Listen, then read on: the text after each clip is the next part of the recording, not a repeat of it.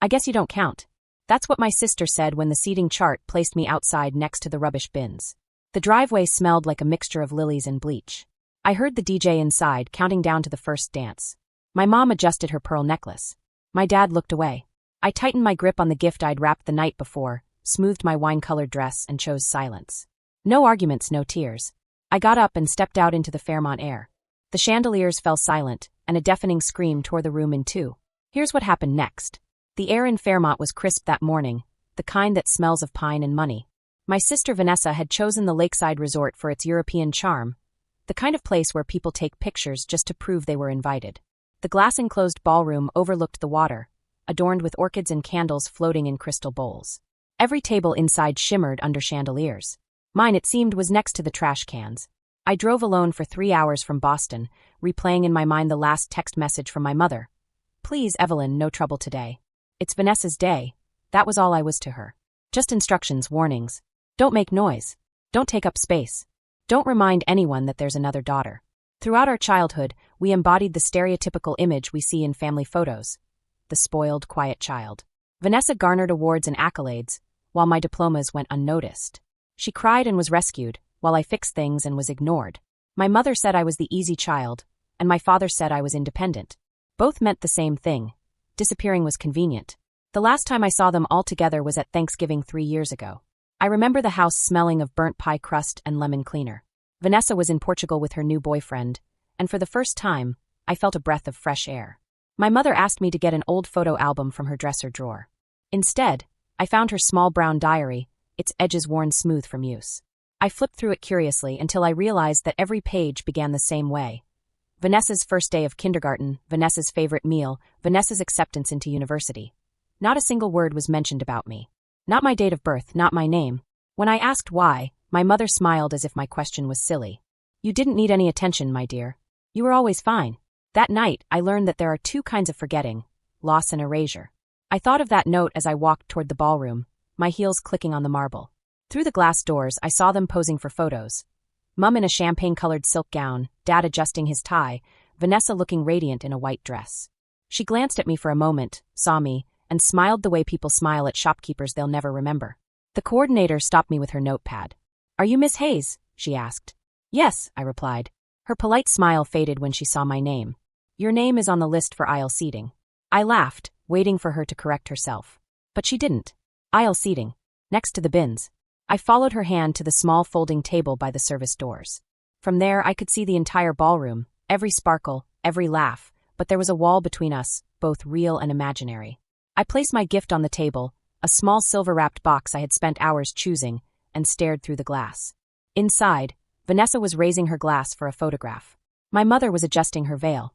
Outside, I sat in the cool draft and repeated to myself the same lie I had told myself for years. That's fine. I don't need them. But the truth weighed heavily on my chest, quiet and unyielding. Perhaps I didn't need them, but that didn't mean they had the right to treat me as if I didn't exist. I tried to disappear as usual, but the corridor wasn't quiet. Staff were coming and going through the service door, pushing crates of melting ice, chuckling to themselves. Each time the door opened, I caught glimpses of the ballroom. The chandeliers twinkling, the dresses swaying, my mother's hand on Vanessa's shoulder like a crown of approval. Then the laughter changed. I looked up and saw Vanessa approaching, a bouquet of flowers in her hand, her veil fluttering behind her like smoke. She stopped just before the entrance, and her image was reflected in the glass. 2 images of her. One loving on the inside, the other harsh on the outside. Well, it seems they've finally figured out where you belong, she said, tilting her head. I blinked. What does this mean? She smiled, that faint smile I'd seen since childhood, the one she used before she stole the spotlight. I guess you don't count. The words arrived so smoothly that I almost didn't notice how sharp they were. I think you are not being taken into consideration. It was like a mathematical equation. As if I were a mistake in the calculation. For a moment I fell silent. My throat went dry, the dryness that afflicts one who suppresses great pride. From behind her, the photographer called out, Bride, we want you back in the picture. She didn't move. She wanted me to react, to cry, to plead, to prove her point. I didn't. I just looked at her long enough for a slight smile to appear on her face. I said calmly, You know, there's always been room for both of us. You're the one who keeps shrinking it. She narrowed her eyes. Oh, please, Evelyn. It's not all about you. This for me on that day, you can at least pretend to be happy, even if just for once. I let out a soft laugh, the kind that sounds like air escaping through a crack. You made sure I couldn't even sit in the same room. What exactly am I celebrating? For a moment the mask slipped. I saw a flash of something, maybe fear. Then she straightened up, raising her chin. You always twist things. Maybe my mother was right. You make everything complicated. Or, the name hit harder than I had hoped. I imagined that brown notebook again, every page filled with Vanessa's life, with no page for me. I said, I'm not difficult, you just don't like me to see things as they really are. She rolled her eyes and said, You're just like my father. Pathetic and bitter. Accept it, Evelyn, no one needs your approval. Not here, never. Then she turned and left, leaving behind a trail of perfume and contempt. I watched her leave, her white dress trailing on the floor, and felt the familiar sting behind my eyes. But this time it wasn't as painful. It was cleaner. When the door closed behind her, I picked up the small silver box from the table. The gift I'd chosen the night before, wrapped patiently and quietly. I ran the ribbon through it once, then slipped it into my bag. If they didn't want me in, that was fine. But I wasn't going to leave empty-handed. Not this time. I sat there for a while, my fingers pressing against the smooth edge of the box, listening to the faint beat of music seeping in from the ballroom doors. It was supposed to be their first dance, a perfect picture. I imagined my mother wiping away tears, my father clapping nervously, Vanessa reveling in the applause. The same scene I'd watched from afar my whole life. But the cut was off. I stood up slowly. My reflection was on the glass panel. I was still serene, perhaps even graceful if you didn't look too closely. Inside the bag, the silver gift felt heavier than it should have been. I'd wrapped it carefully the night before, tying the ribbon a little too tightly. It wasn't just a gift. It was irrefutable proof, something that would shatter the image Vanessa had built on lies. 3 weeks ago, I ran into one of her old colleagues in Boston. A casual lunch turned into a confession. Vanessa had been bragging for months about her marriage to Rich and how easily she'd won Daniel's trust. He's nice, she said, but naive. A few crocodile tears and I'll have the house, the money, and the title. I laughed. My coffee went cold. I hadn't intended to use that information until now. Before leaving the hall, I returned to the reception table near the entrance to the ballroom. The wedding planner was busy arranging the centerpieces. I placed the small silver box among the other gifts. On top of the pile labeled with the name .to Vanessa and Daniel.my handwriting was neat and tidy. Inside, above a crystal frame, was a folded letter and a printed copy of the messages her colleague had shown me, screenshots and receipts. It wasn't a threat. It was simply the truth. I took a step back, looked at my reflection one last time, and adjusted my dress. My heart wasn't pounding, but rather calm and steady in a way that seemed strange to me. Then I turned and walked towards the exit. A cool breeze swept over me in the Fairmont evening. The lake shimmered under the lights, a mirror I no longer needed. I heard the faint echo of applause behind me, the cheers of a crowd for a dance I no longer cared to watch. And for the first time in years, I didn't feel small. I didn't feel invisible. I reached the parking lot, the gravel squealing beneath my feet like punctuation. No poignant goodbyes, no speeches. Just the quiet slam of the car door. As I started the engine, I glanced back once at the glowing windows, the shadows shifting behind the glass, and whispered to myself, let the truth find its way. Inside the ballroom, laughter still rose above the music. A saxophone player played a soft note. Glasses clinked. Guests crowded around the bride and groom on the dance floor. Vanessa shone in her heavy white gown, the perfect image she had practiced for months. Daniel turned her once, twice. Camera flashes added a golden sheen to everything. From outside, through the high windows, the scene looked like a snowball, intact, flawless, unreal. Then the silver box was opened. It happened near the gift table. One of my relatives had gathered the presents and arranged the ribbons and photo strips. Let them open one, someone said, an impromptu offer to the guests. Vanessa turned, laughing, and pulled the ribbon. The paper fell out, the lid lifted, and inside appeared the crystal frame, and underneath it, the folded note. Her hand hesitated. What's this? Daniel bent down. The paper slipped and fell face up onto the table. His eyes caught the screenshots before he could grab it. He frowned as he examined the text messages printed in pale blue bubbles. One sentence stood out. He's very easy to deal with. I cry a little, and he buys me everything I want. The music didn't stop abruptly, but gradually faded. The violinist stumbled, losing his rhythm. Vanessa's fingers trembled. This isn't. It sounds like someone's trying to. Daniel didn't answer. He kept reading page after page. Each line was worse than the last. Jokes about being forced to sign a prenuptial agreement first, and having his parents moved into the guest house as soon as he settled in. The same sarcastic smile that had been on her face hours before was now frozen, fragile, and deceptive. She whispered, "Who sent this?" Her mother-in-law, Eleanor, was watching from across the room. When she heard the name Evelynahis, one of the bridesmaids whispered, and her features hardened. She crossed the hall with slow, confident steps, like someone accustomed to power. She said, "I think you should read the rest before you blame anyone. I received these messages this morning, sent by a hairdresser I hired. Apparently, she was in the wrong place." Vanessa's face paled. "This is impossible." Daniel's voice was low. "It's true, Vanessa. The dates match." Then he turned the last page. Image of her text message. "The house will be mine by Christmas." A collective gasp of surprise rippled through the audience. Phones were pulled out. The photographer froze mid-shot. "Oh my God," someone whispered. Vanessa rushed towards the press. "You can't show that to people." Eleanor stood between them and said, "You've proven it yourself, my dear." Then the screaming began. It wasn't loud at first, more like air being expelled from a body at high speed. Vanessa stumbled backward.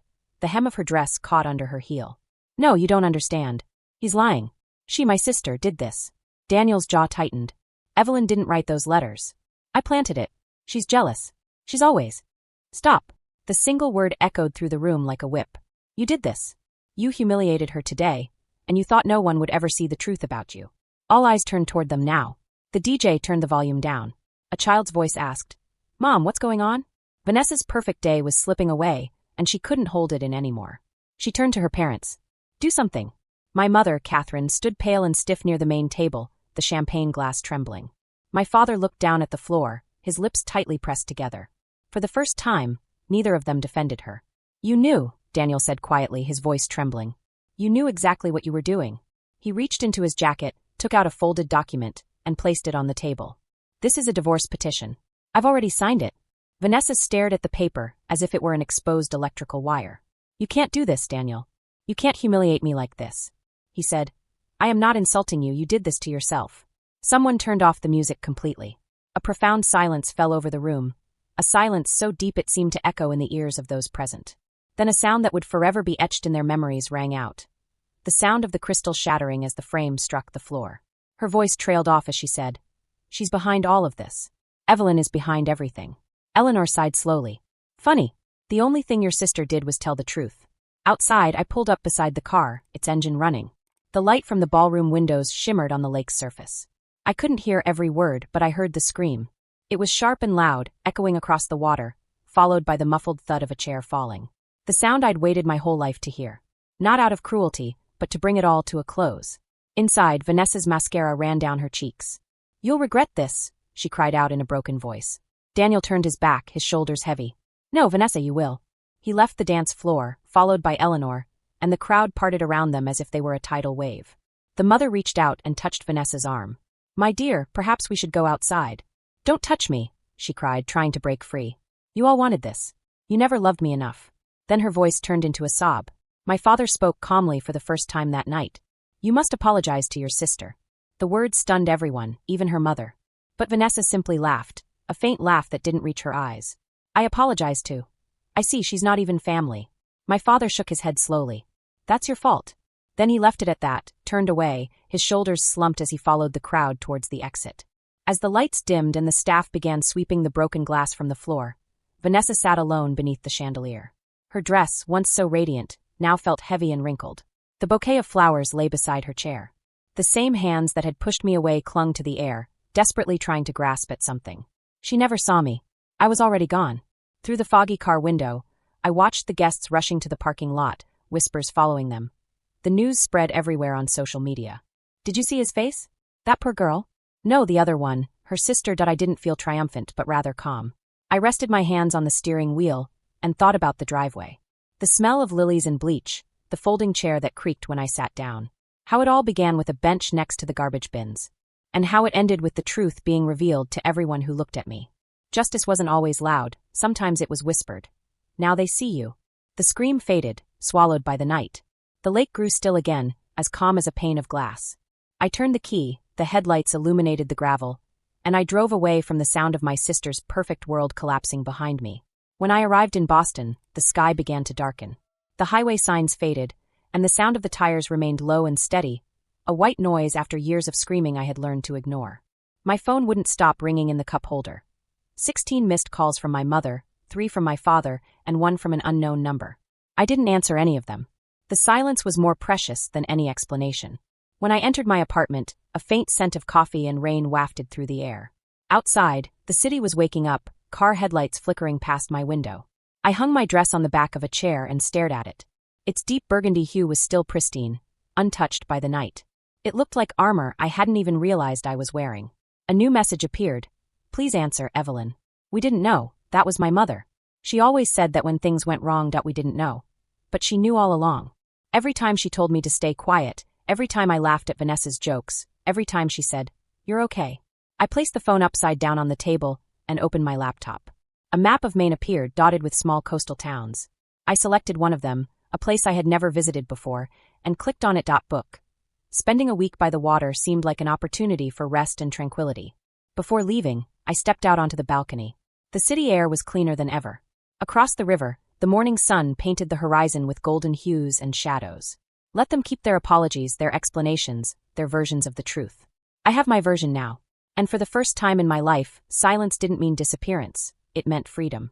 At my sister's wedding, I sat by the garbage bins. This morning I sit by the river. The same silence, but with a different meaning. Back then it was an insult. Now it's peace. Sometimes the most powerful revenge isn't a shout, but the sound of your own footsteps as you leave. They thought I'd always wait for their approval. But I'm no longer waiting. I no longer beg for a place at someone else's table. I build my own.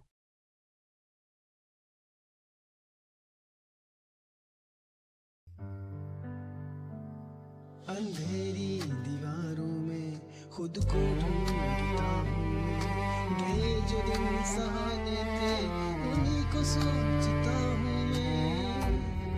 तुम्हारे बिन ये मौसम भी बड़ा बेसर्द लगता है। दिल का हर एक कोना अब बहुत ही दूर भरता है। अंधेरी दीवारों में खुद को ढूंढता हूँ मैं। ये जो दिन सुहाने थे उन्हीं को सोचता हूँ मैं। तुम्हारे बिन ये मौसम भी बड़ा सर्द लगता है। दिल का हर एक कोना बहुत ही दर्द भरता है। मेरे साए भी मुझसे अब जुदा होने को कहते हैं। तुझे खोने की राहों में ये आंसू बहने लगते हैं। कहाँ जाऊं कहाँ ढूंढूं मेरा वो साजो सामा तो मेरी हर एक तमन्ना तू मेरी ही रूह का मका तू। लकीरों में नहीं लिखा जो तुमने ख्वाब देखा था।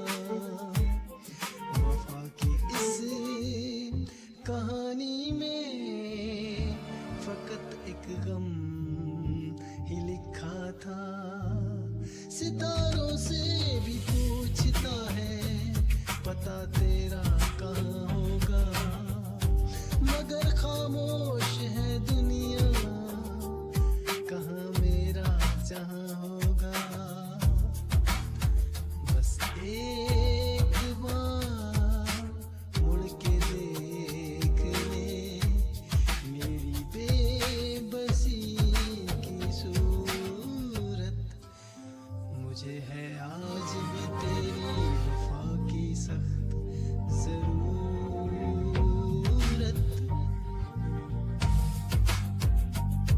साए मेरे तन्हा सफर बस रह गया दर्द का असर।